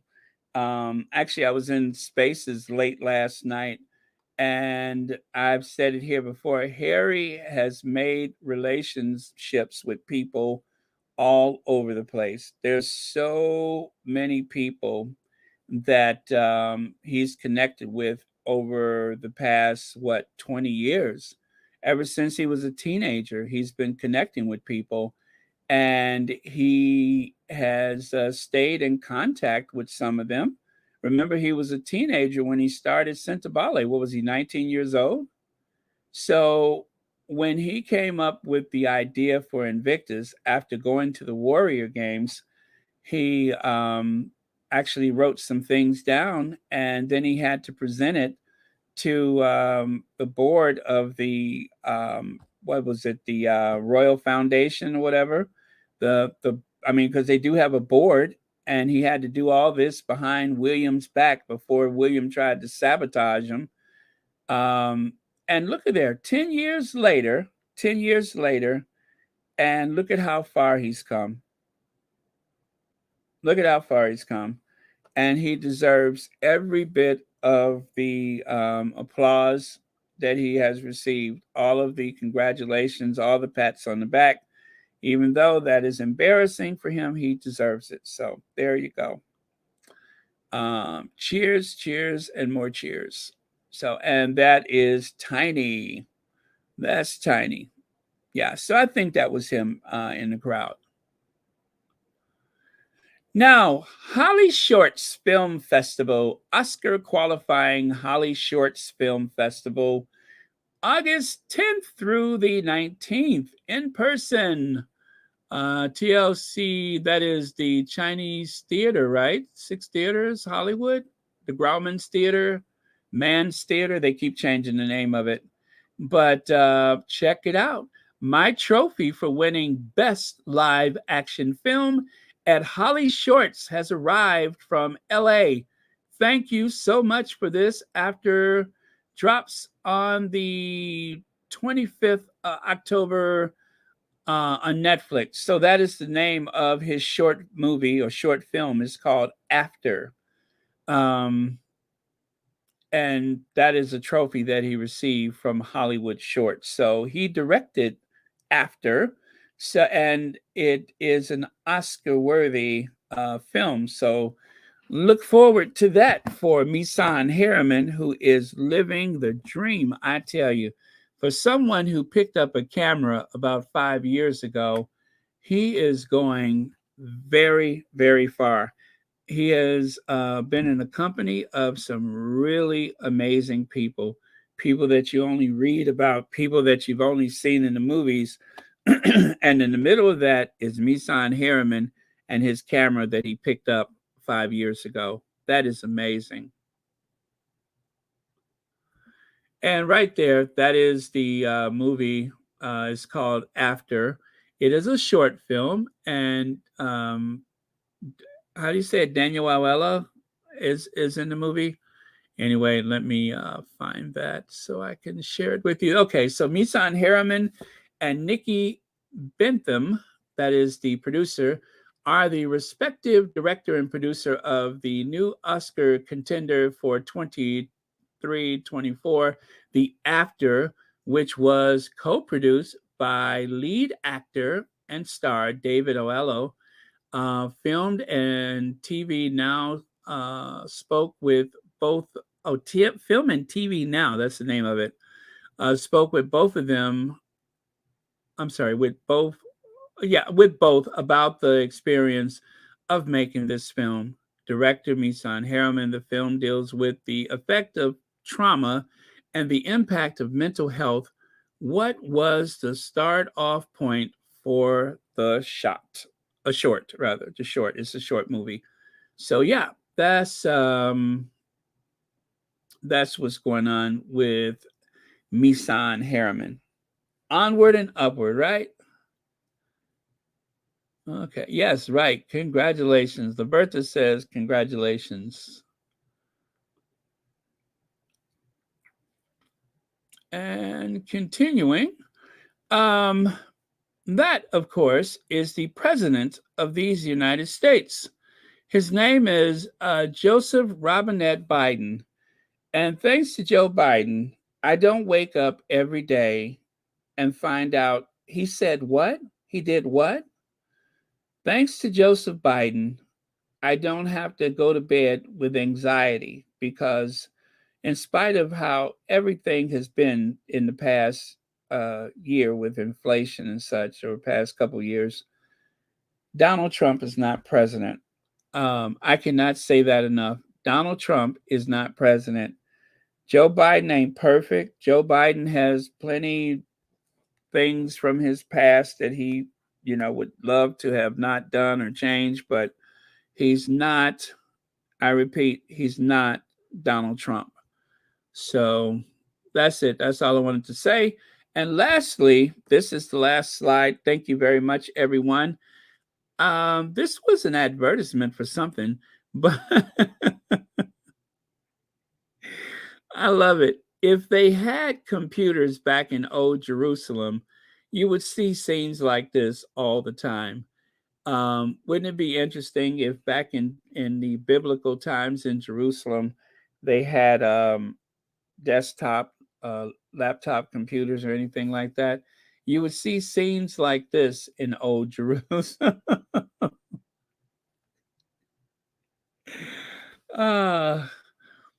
This appears to be an AI photo. You can tell because AI struggles with hands and feet. And as you can see, it appears as though one of the feet has about 8 toes. So that's how you can tell this is an AI. And the lamb seems to have a cat's tail. But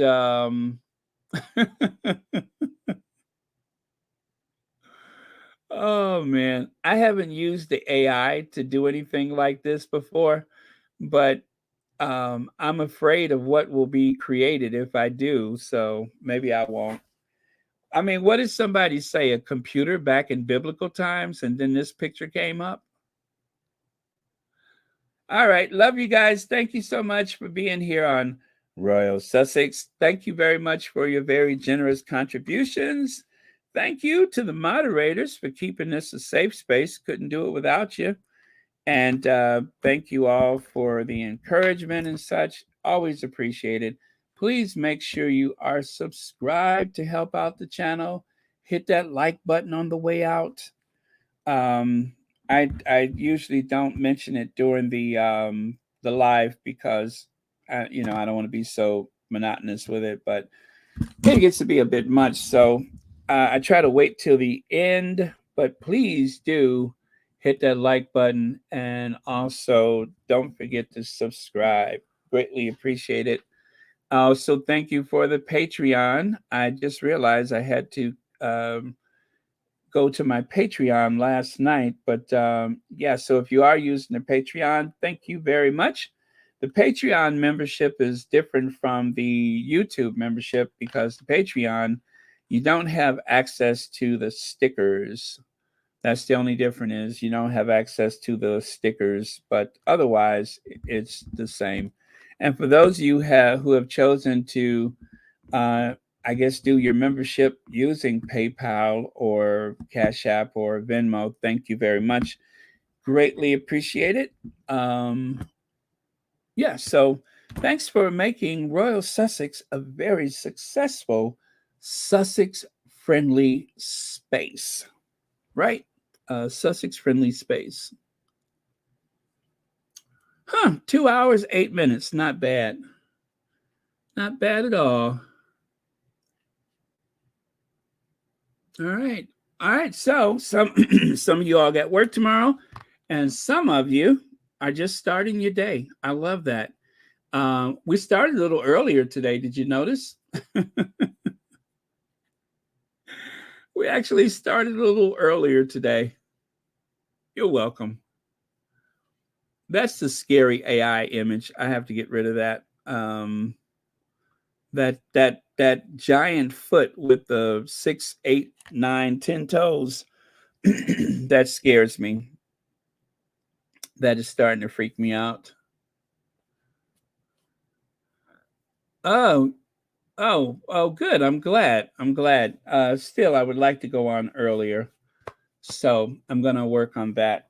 I'm going to work on that because the later time like that is just, it's way too much. So let's look forward to the 10th. You guys pray for the Sussexes because you guys know how wild things were last time. So let's not put any negative energy into it, but just pray that it will go off without a hitch, without any controversy.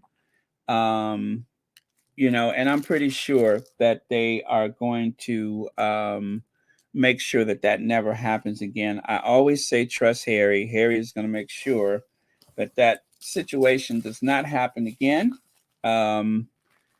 And also, I want to believe that behind the scenes and away from, the view of the public, that that situation was dealt with by whomever, because whatever they say, somebody was paying for photos and it got way out of hand.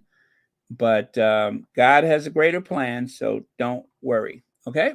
Do not worry. They are going to be fine. Fool me once, shame on you. Fool me twice, and we just ain't gonna let that happen again. Okay. Thank you. As a matter of fact, let that be our last for today. God bless and protect the Sussex family and your families from all the evil plans of the deranged haters. Thank you, Nathalando. That is beautiful. Thank you very much. And with that, I am going to cue the Ginger Avenger. I'm going to cue the Ginger Avenger. Oh, wait, what did I just do here? There we go. All right. And good night to our queens. And cue Ginger Avenger.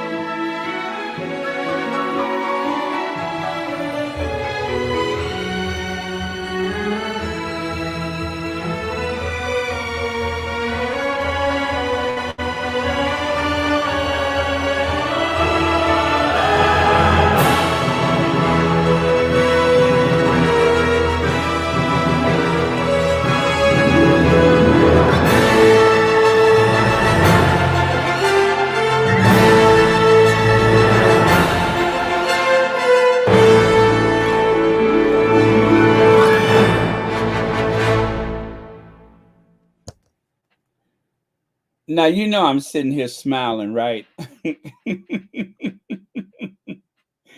That gets me every time, not sometime, but every time. If there's something that is like a thrill for me, it is that video. I just love that one. It it tickles my fancy. And believe me, at my age, to have something or someone tickle your fancy is almost unheard of. As a matter of fact, it could cause you to be hospitalized. So, um, there's some days when I feel like I don't have a fancy to tickle, but um, I guess I was wrong. I do, because that definitely tickled my fancy. Um, Okay, one more time, one more time. Yes, yes, yes, no worries, one more time. Okay, just hold on, one more time.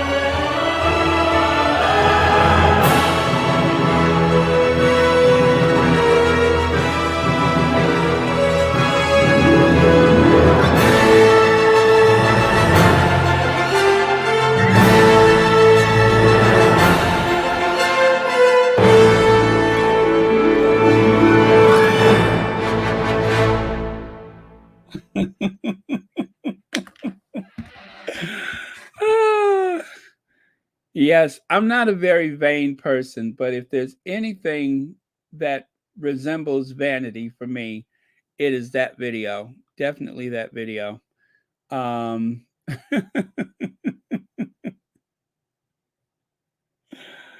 it gets me every time. I'm like a little kid. It gets me every time. All right. All right. So I got that out of my system. Good night, everyone. Love you guys. See you tomorrow.